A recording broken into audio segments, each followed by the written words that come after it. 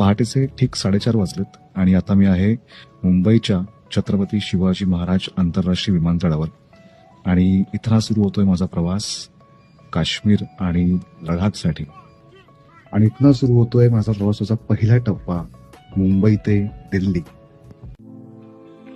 आणि फायनली माझं बोर्डिंग पूर्ण झालं.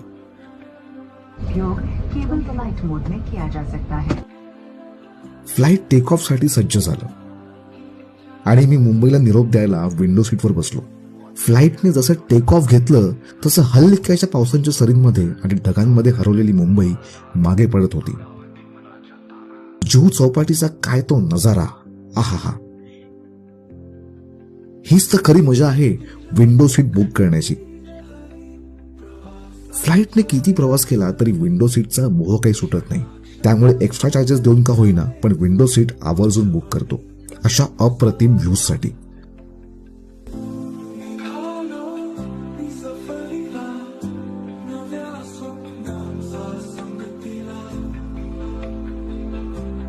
विमान ढगांना भेदत पुढे जात असतानाच ब्रेकफास्ट सर्व झाला आणि इथेच एअर इंडियाचं कौतुक करावं लागेल अशा स्वादिष्ट आणि कॉम्प्लिमेंटरी ब्रेकफास्टसाठी.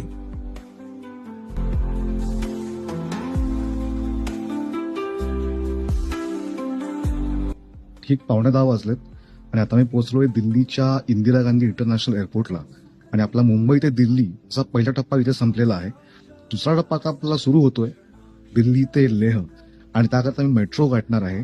मेट्रोने मी जाणार आहे दिल्लीच्या ISBT काश्मीरी गेटला.